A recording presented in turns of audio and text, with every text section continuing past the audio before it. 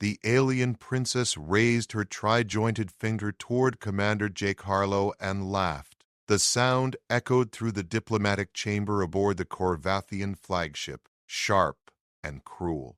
Her silver eyes gleamed with contempt as she addressed the assembled council of 12 species. This is what Earth sends? This soft-skinned creature who carries no carapace, no venom sacs, no natural weapons at all? Jake stood motionless in his gray uniform, hands clasped behind his back. The translator implant in his skull fed him every mocking word in perfect English. Around him, representatives from a dozen worlds watched with varied expressions of curiosity, amusement, and disdain. The princess, Valora of the Corvath Empire, was considered one of the most dangerous beings in known space. Her species had conquered 40 systems through sheer physical dominance. Princess Valora, the mediator began. But she cut him off with a slash of her taloned hand. I demanded, Earth, send their finest warrior to prove their worth for alliance consideration. They send this? She stepped closer to Jake, her muscular frame towering over him by 2 feet. Her chitinous armor gleamed under the harsh lights. He looks like prey. Jake's jaw tightened slightly. That was all. No response? Perhaps he is mute as well as weak. Valora circled him like a predator. The Corvath do not ally with food animals. Tell your superiors they have insulted us gravely. The council chamber doors suddenly blasted open. Emergency sirens shrieked through the station. A Corvathian soldier burst in, his face pale beneath his natural armor. Princess, Sector 7, the holding cells. Valora spun toward him. Speak clearly or lose your tongue. The specimens have escaped, all of them. The Drexian war beasts, the Morgath stalkers, the Venix pack, everything from the lower decks. The blood drained from every face in the room. Those creatures were the galaxy's most feared predators, collected from death worlds across 3 spiral arms. They were kept for the Corvathian military experiments. Impossible, Valora hissed. The containment fields overloaded. They're heading this way. We have maybe 3 minutes. The council erupted into panic. Representatives scrambled for exits. Guards drew weapons with shaking hands. Valora herself backed toward an escape pod hatch. Jake finally moved. He walked calmly toward the main corridor leading to Sector 7. His boots clicked against the metal floor with steady rhythm. Human, you go the wrong way, Valora called out. That is suicide. Jake didn't turn around. No, Princess. That's my job. He disappeared into the corridor as the first roar echoed through the station. Something massive was coming, something hungry, and Jake Harlow walked straight toward it while everyone else ran away. The screaming started 30 seconds later, but it wasn't human screaming. The corridor shook as something enormous slammed into the bulkhead ahead. Jake kept walking, his pace unchanged. His breathing steady. The emergency lights painted everything in strobing red. Behind him, he could still hear the council chamber sealing itself, magnetic locks slamming into place. The first creature rounded the corner 20 meters ahead, a Drexian war beast, 12 feet of scaled muscle and fury, built like a bear crossed with a crocodile and dipped in razor wire. Its 6 eyes locked onto Jake instantly. Saliva dripped from jaws that could crush starship hull plating. The species had driven 3 separate colonization attempts off their home world through sheer viciousness. It charged. Jake stopped walking. He stood perfectly still in the center of the corridor, arms at his sides. The beast thundered toward him, claws tearing gouges in the metal floor. The distance closed. 15 meters. 10. 5. Then Jake's eyes changed.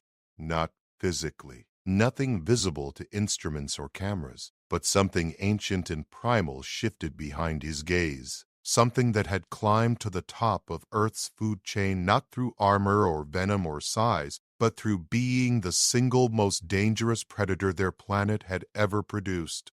The Drexian war beast hit the brakes. Its claws screeched across the floor as it scrambled backward. Suddenly desperate to reverse momentum, it crashed into the wall, whimpering. Its 6 eyes were wide, pupils dilated in pure instinctive terror. The beast that had killed 40 Corvathian soldiers during its capture now pressed itself against the bulkhead, trying to make itself smaller. Jake tilted his head slightly. Sit. The war beast sat. Its massive haunches hit the floor with a thud. It wouldn't meet his eyes. Footsteps echoed from 3 different corridors. More shapes emerged from the darkness. A pack of 7 Phoenix, wolf-like hunters from a heavy gravity world, each one capable of tearing through reinforced steel. A pair of Morgat stalkers, insectoid assassins, whose venom could drop a Corvathian in seconds. Something else that was mostly tentacles and teeth. They all froze when they saw Jake. The lead Phoenix, a massive alpha with scars across its face, took one look at the human standing calmly in the corridor and flattened its ears. It dropped into a submissive crouch. The others followed instantly. The Morgat stalkers' antennae went rigid, then they backed away step by step, never turning their backs. Jake started walking again. The creatures parted before him like water. The Drexian war beast pressed harder against the wall, shaking. A Phoenix whined softly as Jake passed within inches of it. He reached the central holding area. The massive chamber was chaos. 60 different species of apex predators, each one a nightmare from their respective worlds, all loose and free. They'd been tearing into each other moments before. Now they went silent. Jake stepped into the center of the room. Every eye turned toward him. Creatures that had never seen a human before, that had no evolutionary history with Earth, all felt the same thing in their most primitive brain stems. Recognition, not of the species but of something deeper. A Vorthan juggernaut, a living tank covered in bone plates that could shrug off plasma fire, took one step toward Jake. Just one. Testing. Jake looked at it. The juggernaut's legs buckled. It dropped to the floor and didn't move.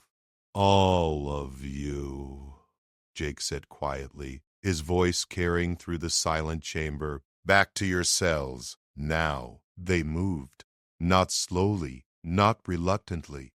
They scrambled over each other in their desperation to obey. The Phoenix pack bolted for their containment unit. The Morgat stalkers skittered across the ceiling toward their cell. The Drexian war beast lumbered past Jake with its head lowered, refusing to make eye contact. Within 90 seconds, every predator was back in containment. They sat in their cells waiting. Jake walked along the row, manually engaging each lock. None of them tried to escape as he approached. Several wouldn't even look at him. The last cell held something the Corvathians had labeled as unknown origin. It was vaguely reptilian, covered in spikes, with too many limbs. According to the data panel, it had killed 16 handlers during transport. It was curled in the back corner of its cell, trembling. Jake sealed the door and turned back toward the corridor. He could hear boots running toward him now. Security teams responding to the breach. They'd find everything already contained, every creature docile and calm. He headed back toward the council chamber. His heartbeat hadn't elevated once. His hands were steady. To him, this was Tuesday.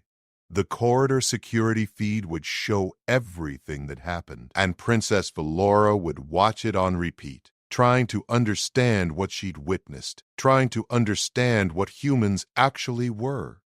The council chamber doors opened as Jake approached. Valora stood in the entrance, her silver eyes wide.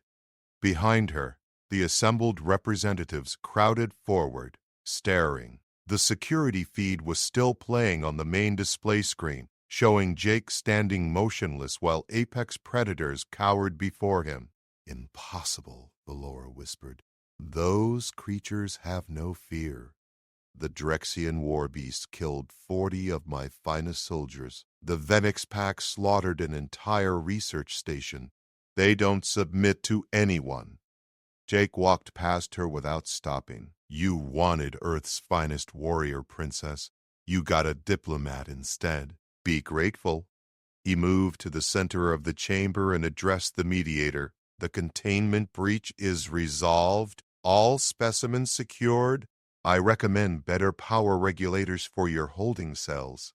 The mediator, a four-armed Yelthari, couldn't form words. He just stared. Vallora's hand shot out, gripping Jake's shoulder.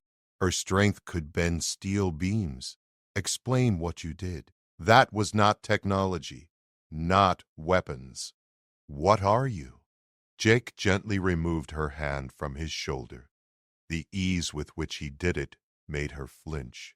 I'm human. That's all the explanation you need. No, Vallora's voice hardened.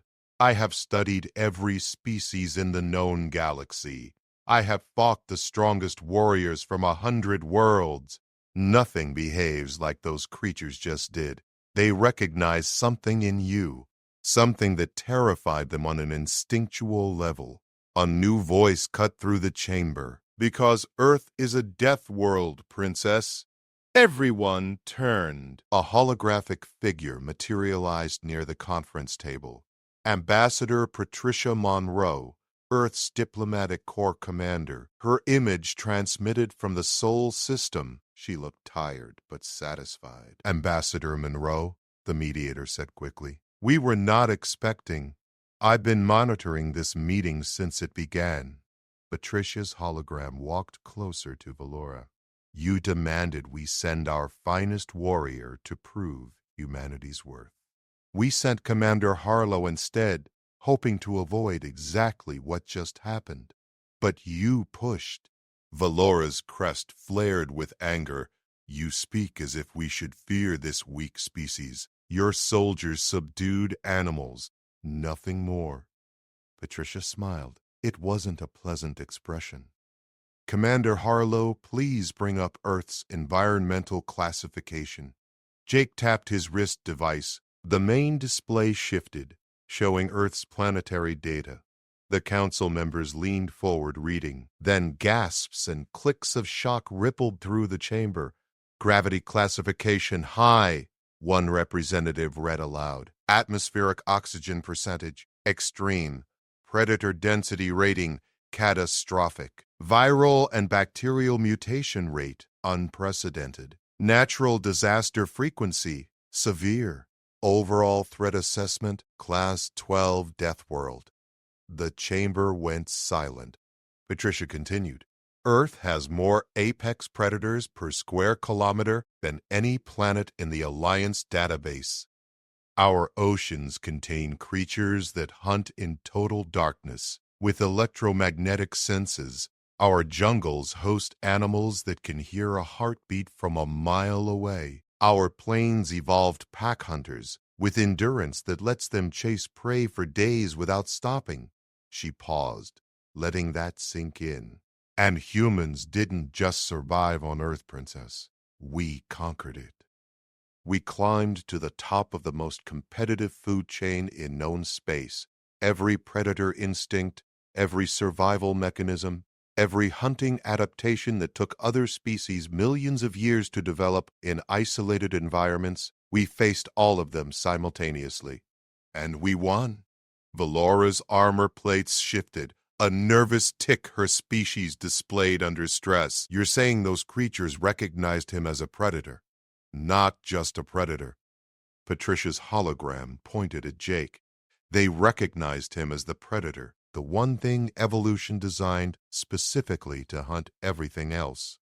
Humans don't have venom or claws or armor plating because we didn't need them. We have pattern recognition that borders on precognition. We have endurance that lets us outlast anything on legs. We have cognitive processing that turns every object into a potential weapon and every environment into a hunting ground. Another council member, a crystalline being from Zephyros, spoke up, but the creatures that escaped, They have no evolutionary history with humans. They've never encountered Earth predators. How could they possibly know to fear him? Jake finally spoke again. Because fear of humans isn't learned, counselor. It's fundamental. Every prey species in the galaxy evolved the same basic survival instinct. Recognize the thing that will kill you and run. When those creatures looked at me, their instincts didn't see my soft skin or lack of natural weapons. They saw my eyes tracking their movements, calculating strike points and escape routes. They saw my breathing pattern, steady and controlled, the mark of a pursuit predator with unlimited stamina. They saw the way I moved, efficient and purposeful, wasting no energy. He walked toward the display showing Earth. They saw 200,000 years of evolutionary pressure that created the perfect hunter. And every survival instinct they possessed screamed the same thing: submit or die.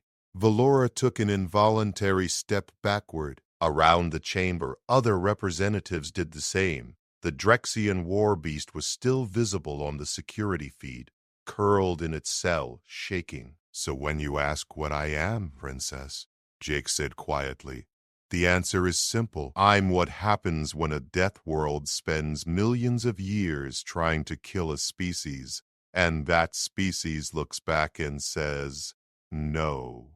The council chamber stayed silent for a long time. Valora's breathing had changed.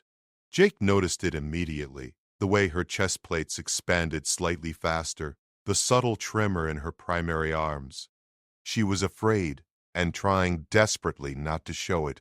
Ambassador Monroe, she said, her voice carefully controlled. If humans are as you describe, why seek alliance at all? Why not simply conquer as the Korvath do? Patricia's hologram flickered slightly. Because, Princess, being the most dangerous thing in the room doesn't mean you have to prove it constantly. Humans learned something else on Earth, something just as important as hunting. We learned cooperation. Cooperation? Valora's laugh was sharp but lacked its earlier confidence. Predators don't cooperate, they compete. They dominate. Earth predators do. Jake pulled up another display. Wolves hunt in coordinated packs. Orcas teach their young specialized techniques and share kills. Lions work together to bring down prey 10 times their size. And humans took that concept further than any species before or since. The screen showed human history in rapid succession. Tribes becoming villages. Villages becoming cities. Cities becoming civilizations. We didn't just hunt together, Princess. We built together. We turned our predator instincts toward problem solving instead of just killing. Every challenge became prey, hunger, disease, distance, even gravity itself. We hunted solutions the same way we hunted mammoths. A Korvathian counselor, an older male with scarred armor, leaned forward. Commander Harlow, I must ask, if you could subdue those creatures so easily, what would happen if you decided to hunt something more challenging? Something that could fight back? The question hung in the air like a blade. Jake met the counselor's eyes. I'm standing on a Korvathian flagship surrounded by 2,000 of your empire's finest soldiers. Your species has conquered 40 systems through military might. You've never lost a ground engagement. He paused. Do you really want me to answer that question? The counselor's faceplates went pale. He sat back without another word. Valora's fists clenched. You threaten us in our own vessel? This is an act of war. No, Princess. Patricia's voice was firm. Commander Harlow stated a fact. There's a difference, and it brings us to why we're actually here. 3 months ago, your scouts detected movement in the Kelthara sector, something your databases couldn't identify, something that destroyed 2 of your survey ships without leaving wreckage. You've been searching for allies ever since, but you're too proud to admit you're scared. Valora's crest flared crimson. The Korvath fear nothing. Then why are we having this meeting? Jake asked simply. You don't test potential allies unless you think you might need them. And you don't need allies unless you found something you can't handle alone. The princess opened her mouth, then closed it. Her silver eyes darted to the other counselors, reading their faces. Several looked away. Patricia continued. We know what's in the Kelthara sector, Princess. We've known for 6 weeks. We were waiting to see if anyone would ask for help before it became a crisis. The display changed again. This time it showed a sensor reading. A massive electromagnetic signature moving through deep space. The energy output was staggering. That's impossible, the Yelthari mediator breathed. Nothing organic could generate that much power. It's not organic, Jake said. It's a von Neumann swarm, self-replicating machines from a dead civilization. They've been dormant for 3 million years. Something your survey ships did woke them up. The counselors erupted in panicked conversation. Von Neumann swarms were theoretical nightmares, machines that consumed raw matter to build copies of themselves in an endless exponential cycle. Left unchecked, they could strip an entire star system in months. Valora's voice cut through the chaos. If you knew about this, why wait? Why let us panic? Why not simply tell us? Because you needed to understand what you were asking for. Patricia's hologram walked directly up to Valora's position. You wanted to test human strength, to see if we were worthy of standing beside the mighty Korvath Empire. But the truth is, Princess, we don't need you. You need us. The words hit like physical blows. Every Carvathian in the room went rigid. Humanity has faced extinction-level threats before, Jake said. Ice ages, supervolcano eruptions, asteroid impacts, plagues that killed half our population. We survived every single one, not through individual strength, but through adaptation and cooperation. And you are delicious. We learned to turn our greatest enemies into tools. We domesticated wolves into dogs. We weaponized viruses into vaccines. We took the atom itself, the building block of reality, and made it serve us. He gestured to the swarm data. This is just another problem to solve, another prey to hunt. And we already have 3 solutions designed, tested, and ready to deploy. But we're not going to do it alone, because that's not how humans operate. We're offering alliance, Princess. Real alliance, not Korvathian conquest with a prettier name. Partnership between equals. Valora stared at him for a long moment. When she spoke, her voice was quieter. And if we refuse? Then we handle the swarm ourselves, and the Kelthara sector becomes human-protected space. Patricia shrugged. You can explain to your emperor how the weak species you mocked saved your empire while you were too proud to say thank you. The silence stretched. Jake could see the calculation behind Valora's eyes. Pride versus survival. Tradition versus pragmatism. Finally, she straightened her shoulders. What do you propose, Ambassador? Patricia smiled. First, you apologize to Commander Harlow. Then, we talk strategy. Valora's jaw worked silently for several seconds. Around her, the Carvathian counselors watched with barely concealed shock. The princess had never apologized to anyone in her life.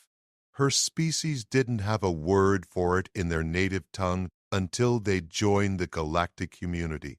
She looked at Jake, and something shifted in her expression. Not submission, but recognition. The same thing the creatures in the holding cells had felt, but processed through a sapient mind instead of pure instinct.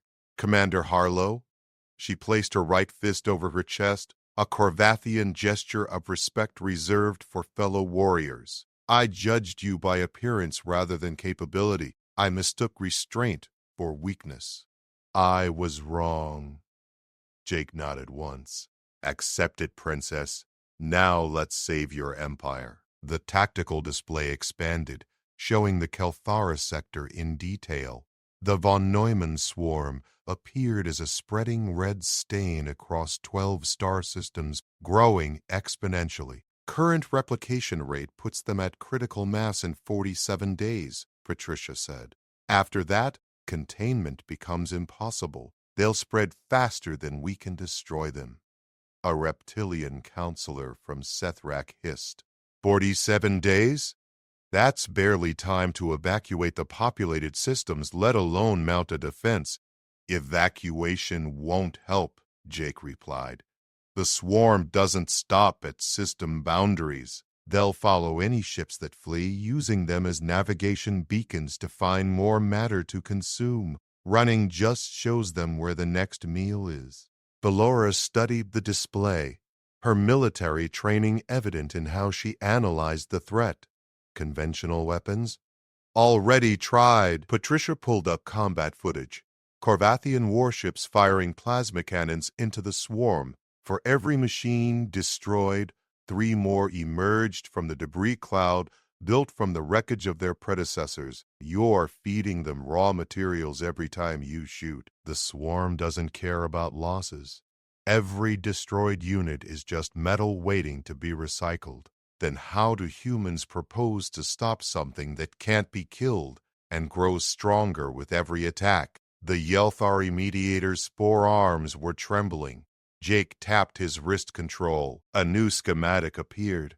It looked like a standard frigate, but the internal configuration was completely different. We don't fight them. We trick them. The council leaned closer. Von Neumann swarms have one vulnerability built into their core programming, Jake explained. They're designed to seek out and consume specific materials to optimize replication. Different swarms target different elements based on what their creators needed. This swarm is hunting heavy metals, specifically iridium and platinum. That's why they hit your survey ships first. Corvathian vessels are full of platinum alloy. Valora's eyes narrowed. So we stop using platinum in our ships. We change our construction materials. Too slow, Patricia said. You have thousands of vessels already built. Retrefitting would take years. But the swarm's programming creates a blind spot. They're so focused on finding those specific elements that they ignore anything that doesn't register as valuable. Jake highlighted sections of the frigate design. This is a stealth vessel built entirely from carbon-based composites and silicon derivatives, materials the swarm considers worthless. To their sensors, this ship doesn't exist. It's the equivalent of dirt and rocks beneath their notice. A stealth approach, the Sethrak counselor mused. But to what end? If we can't destroy them, what good is getting close? We're not getting close to destroy them. Jake's smile was predatory. We're getting close to reprogram them. The display shifted again, showing the internal structure of a swarm unit. At its core was a quantum processing matrix, the artificial intelligence that governed replication and targeting priorities. Every unit in the swarm shares the same base code, Patricia explained. Change one, and the modification propagates through the entire network in hours. We've developed a virus, for lack of a better term. It rewrites their material priority list. Valora caught on immediately. You're going to make them ignore valuable materials and target worthless ones instead. Better. Jake zoomed in on a specific code sequence. We're going to make them think the most valuable material in the universe is themselves. They'll stop hunting ships and start cannibalizing their own swarm. Exponential growth becomes exponential collapse. Within 3 days of infection, the entire swarm tears itself apart, fighting over its own components. The council chamber erupted with excited chatter. The elegance of the solution was undeniable. Turn the swarm's greatest strength into its fatal weakness. But Valora wasn't celebrating. She studied the frigate design with a critical eye. This stealth ship, how many do you have operational? 2, Patricia admitted. Building more would take months we don't have, and the swarm covers 12 systems. 2 ships cannot possibly reach enough units to guarantee full infection spread before critical mass. Jake met her eyes. Not unless we have help. Your ships can't approach undetected, but they can provide cover. We need the Corvathian fleet to create diversions, draw swarm attention to multiple locations while our stealth frigates slip through to the primary hubs. You're asking my people to sacrifice themselves as bait, Valora said flatly. I'm asking your people to do what they do best. Jake gestured to the tactical display. Fight. Distract. Show the swarm something too valuable to ignore while we work behind the scenes. Your ships are faster and more maneuverable than anything else in the Alliance. You can hit and run, lead them on chases through asteroid fields, make them waste processing power on pursuit instead of replication. Valora looked at the data, then at her counselors. Several were nodding slowly. This was the kind of battle they understood. Glory through sacrifice, victory through courage. How many ships would you need? She asked quietly. 30 cruisers minimum. 50 would be better. They'd be in constant danger for 72 hours straight. And human losses? Jake's expression didn't change. Both stealth frigates have volunteer crews. They know if anything goes wrong, they'll be consumed by the swarm before rescue is possible. 26 people total. Valora stood silent for a long moment. Then she slammed her fist against her chest again, this time facing the entire council. The Corvath Empire will provide 100 vessels. Princess Valora herself will lead the diversionary fleet. Her counselors started to protest, but she silenced them with a glare. Earth sends 26 volunteers into death's shadow to save our worlds. The Corvath will do no less. We were wrong about humanity. Let us prove we can learn. The operation launched 18 hours later. Jake stood on the bridge of the stealth frigate Nightfall, watching the tactical display as Valora's fleet jumped into the Kalthara sector. 100 Carvathian warships materialized in a synchronized formation that would have been beautiful if it wasn't bait for a machine apocalypse. Corvathian fleet in position, the communications officer reported. Lieutenant Sarah Chen had volunteered for this mission, knowing the odds. Her hands moved across the controls without hesitation. Swarm is reacting, multiple signatures breaking off from the primary mass. Jake watched the red dots swarm toward Valora's ships like blood cells attacking an infection. Thousands of them, each one a self-replicating nightmare. How long until they engage? 4 minutes at current velocity. Captain Derek Stone, commander of the Nightfall, glanced at Jake. She's cutting it close. If those ships don't pull back at exactly the right moment, the swarm will overwhelm them. She knows what she's doing. Jake had spent the last 16 hours reviewing Corvathian battle tactics with Valora. The princess was arrogant, but she wasn't stupid. She understood the timing down to the second. The second stealth frigate Shadowrun was already moving through the outer system, piloted by Commander Lisa Grant. Both ships were invisible to swarm sensors, sliding through space like ghosts while the real battle erupted ahead.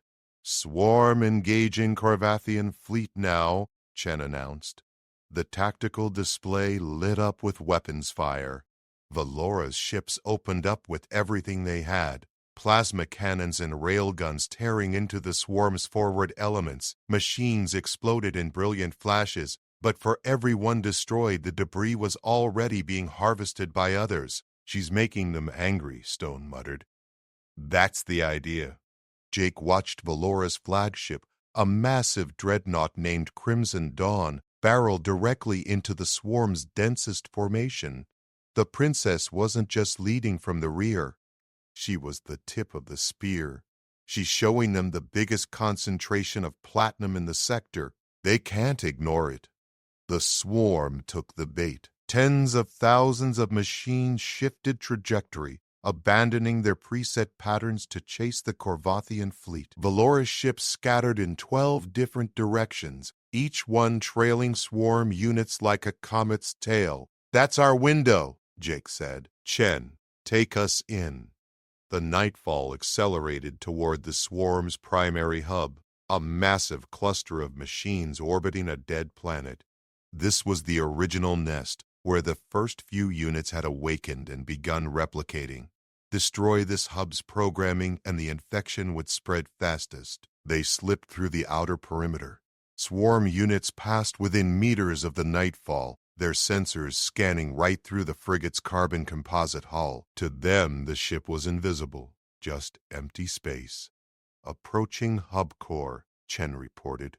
Her voice was steady, but Jake could see the tension in her shoulders. One system malfunction, one energy spike, and the swarm would detect them instantly. Distance, 2,000 meters. Stone's hands hovered over the weapons console, ready but not firing. Weapons discharge would light them up like a beacon. "I count over 40,000 individual units in the immediate area. If they notice us, we won't last 30 seconds. They won't notice."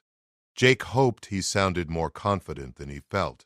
The virus delivery system was untested at this scale. They'd run simulations, but simulations didn't account for every variable. "Chen, begin approach vector Delta 7. Let's get as close as possible before deployment." The nightfall drifted deeper into the swarm. Machines brushed against the hull, their manipulator arms extending and retracting as they searched for materials. One unit attached itself briefly to the ship's exterior, scanning for valuable elements. Finding none, it detached and moved on. Jake exhaled slowly. 1,000 meters, Chen said. "Up core is within deployment range. Launch the virus." A small probe detached from the Nightfall's belly. No larger than a football, it drifted toward the hub core, propelled by tiny compressed gas jets that produced no heat signature.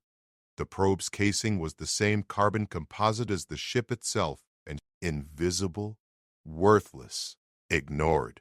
It reached the hub's central processing matrix and latched on with magnetic clamps. "Virus deploying," Chen announced. "Injection sequence initiated." The probe began transmitting, not loudly, not with any force, just a whisper of data inserting itself into the quantum processing stream that governed every swarm unit's behavior. The code slipped past security protocols that were 3 million years out of date, rewriting priority lists, one line at a time. Material priority updated. Iridium value 0. Platinum value 0. Self-components value maximum.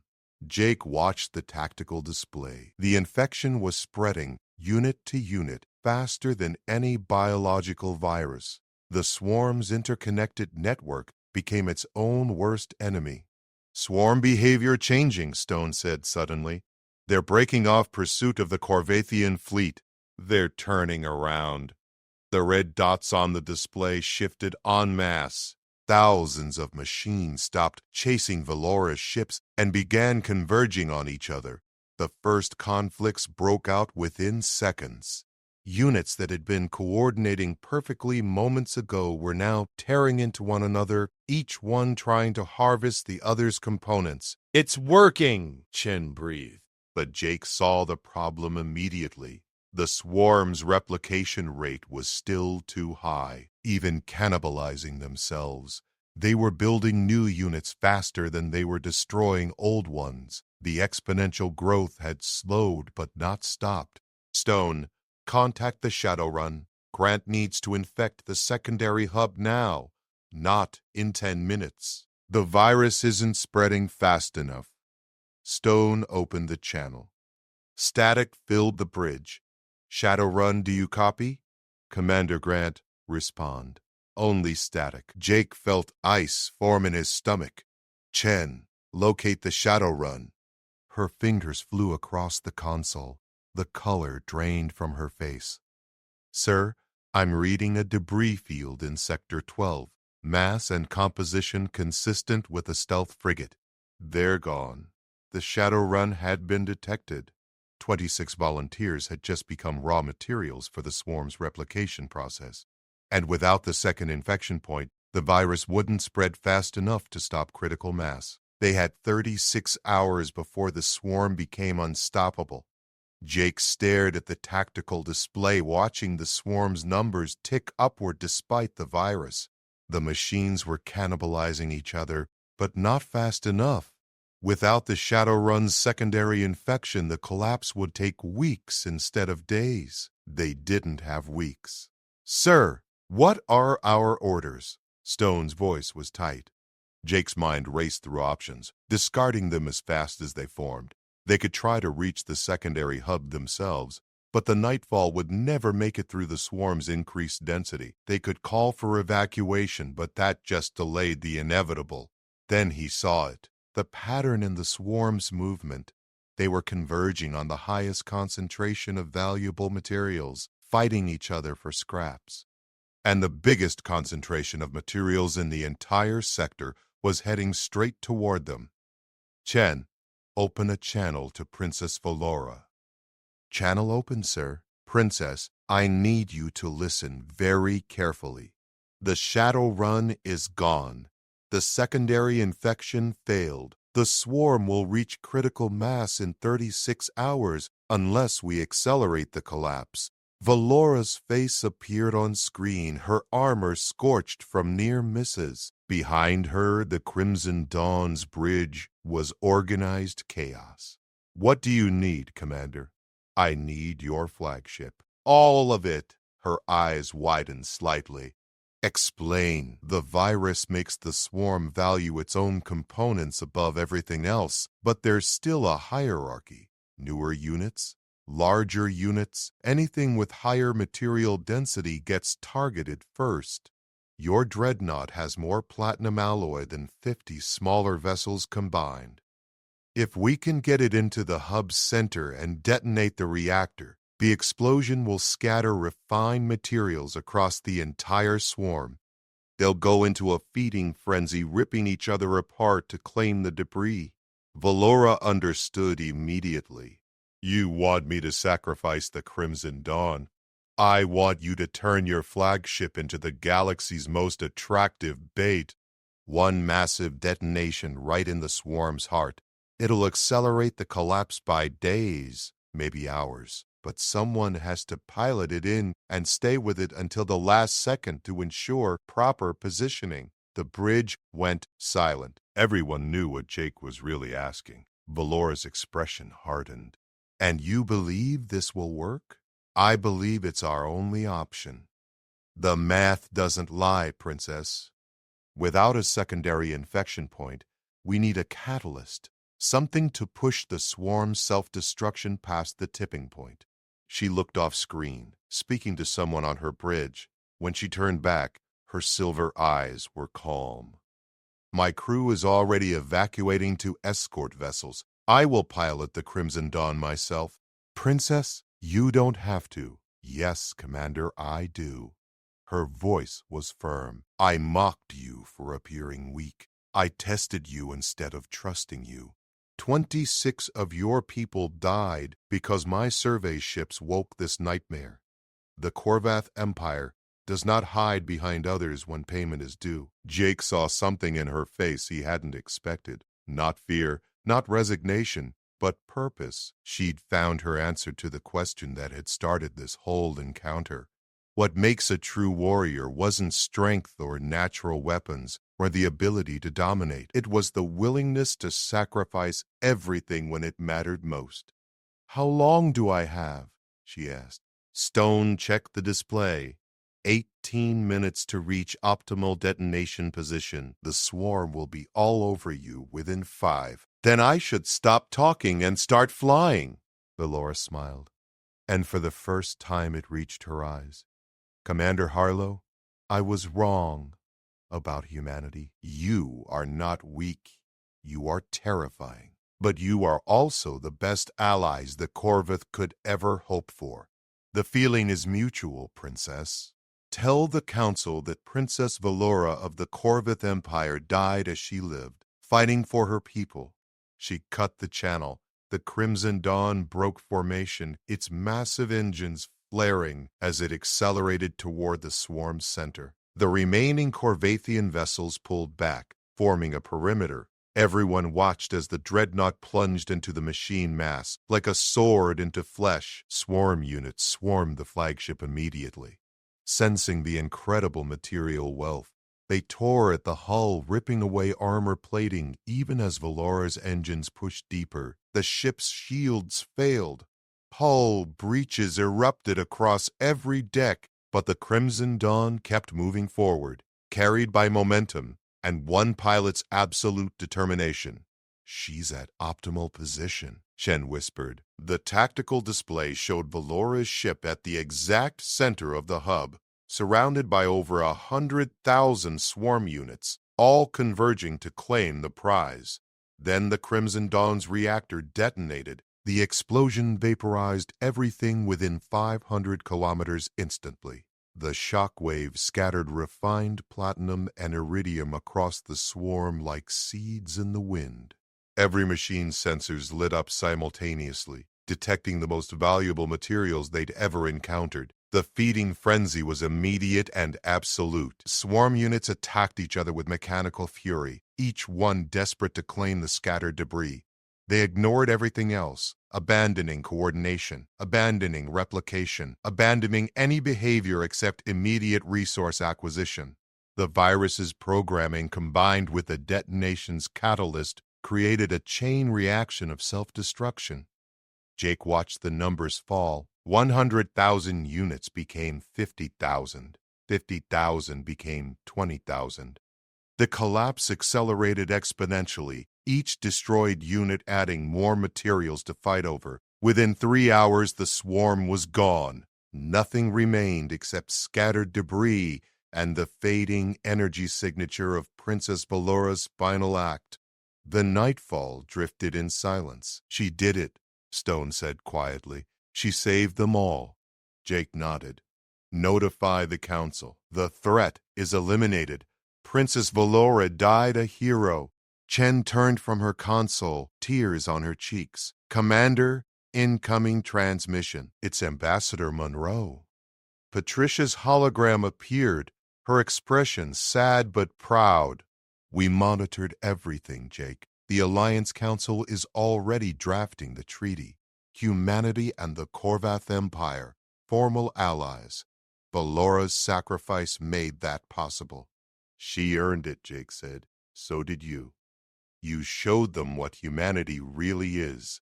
Not monsters or weaklings, but something more important. Partners worth dying beside." Jake looked at the empty space where the Crimson Dawn had been. "She asked me what we were, Ambassador. I told her we were the species that looked at a death world and said no. But she showed me something else today. Sometimes the strongest thing you can do is say yes. Yes to sacrifice. Yes to trust. Yes to becoming something greater than yourself." Patricia smiled. "Welcome to the Alliance, Commander. The real one. The one built on respect instead of fear." The nightfall turned toward home, carrying news of victory and loss. Behind them, the Corvathian fleet formed an honor guard, every ship's running lights burning bright in memory of their princess. And across the galaxy, other species watched the reports and understood. Humanity wasn't dangerous because they were predators. They were dangerous because they made you want to be better, want to be worthy of standing beside them. Princess Valora had thought Jake was weak. In the end, she learned that human strength came not from domination, but from the courage to inspire others to greatness. Even in death, she proved she'd learned the lesson well.